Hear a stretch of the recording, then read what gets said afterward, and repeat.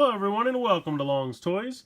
Today I'll be taking a look at two Imaginext Scooby-Doo 2-packs here. We have Velma and Snow Ghost and Daphne and Mr. Hyde. As of right now, these are the only ways to get Daphne and Velma, so that's why I decided to pick these two up. But I also really like the monsters that they come. As any fan of Scooby-Doo knows, the monster is usually just a guy in a mask. And the toys here are no exceptions. I think that's really fun that you can kind of unmask them and find out who they are underneath. So, taking a look at this one real quick, we have Velma and Snow Ghost, and as you can see, since she's dealing with a frosty villain, Velma has kind of a hat and scarf there, which I think is really cool. Taking a look at the back, this is how do you trap a snow ghost?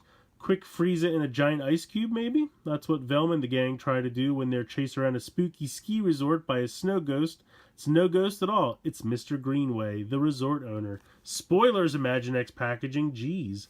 How cool to recreate the chilling Scooby-Doo adventure. So I like this picture on the back with all the sets that they have. So that's very neat. Taking a look at this one, Daphne and Mr. Hyde have kind of a necklace going on. I'm assuming that's something he's trying to steal. What does a ghost want with jewels anyway? Daphne and the Scooby-Doo gang are investigating jewel robberies by the ghost of Hyde, but all the clues they're following lead them to Dr. Jekyll. Kids will love recreating this mystery and discover where the jewels are hiding. Yes, dad jokes. This pun is fantastic. Hiding. That's fantastic. I love it. So yes, let's go ahead, open up these two packs, and we can take a closer look. Alright, so here's everything out of the packaging. We'll start on this side. Here is Daphne. I think they did a pretty excellent job. Nice detail, nice paint.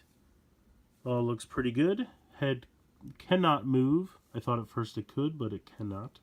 Arms, typical Imaginext arm movement, although I have to say her arms are very skinny. I feel like even skinnier than normal female arms for Imaginext. And the wrists, it does not look like have any movement.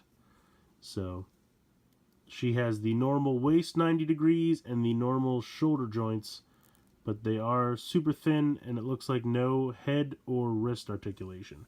But overall, I still think she looks good. They did a nice job with the sculpt.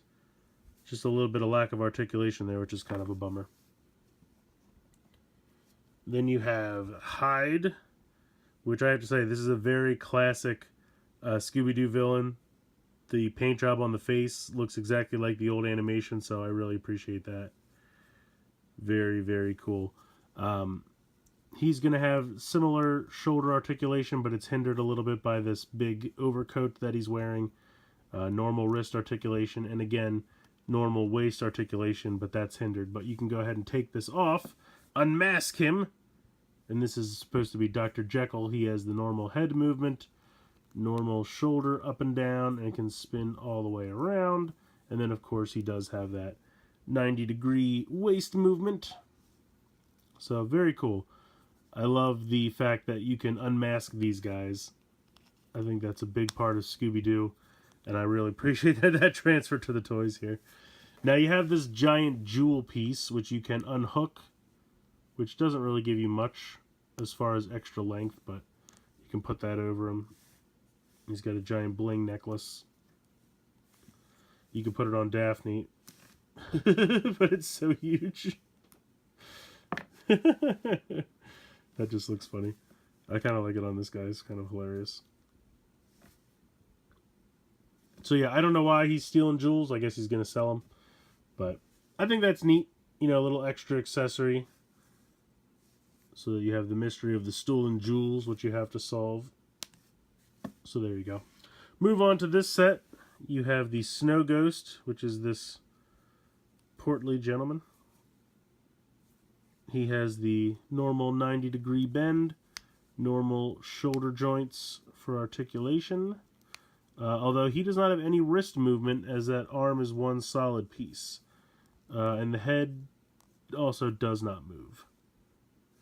And then, of course, he comes with this mask piece, which is nicely painted. Very nicely detailed there.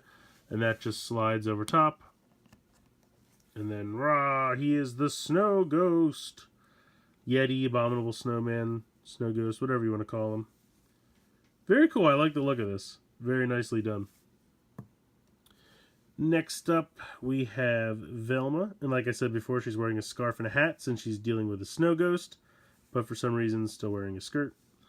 She has the normal shoulder joint, but it looks like no wrist articulation, same as Daphne, and then has the normal 90-degree bend in the waist, and she also has no head movement. So I guess because they're thinner and smaller figures, they must have figured that they couldn't really put in the wrist and head joint just for how thin the plastic would have to be, and would probably lead to stress and breakage. So they decided to not do that. But they're still great looking figures, very nicely detailed, nicely painted, and the articulation they have is pretty good.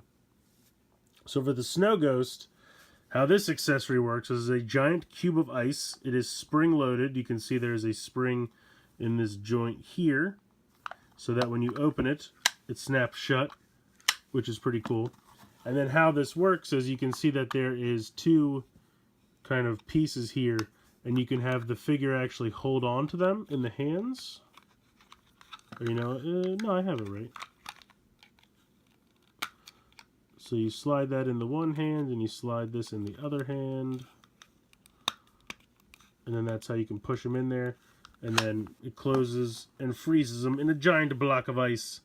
Now, I think this is a really cool accessory because, one, it looks really cool for this set, but I feel like there's definite possibilities here for some of the DC characters as well, like Captain Cold or Mr. Freeze could freeze Batman in this giant block of ice, so I feel like there's a lot of dual purpose here, and I'm excited for that. I think it's a pretty cool accessory for that reason. So, very nice.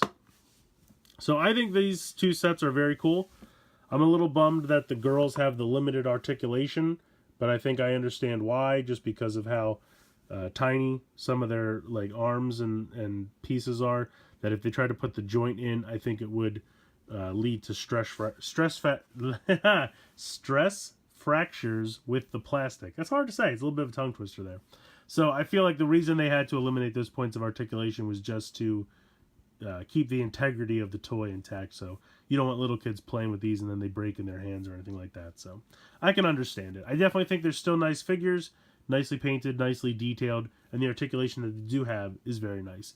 Both of the monster figures are fantastic in my opinion. I think I like Hyde just a little bit better, but I do really like the Snow Ghost a lot as well. So I definitely recommend picking up these two sets if you're interested in the Scooby-Doo Imaginext line. These are two excellent sets to pick up.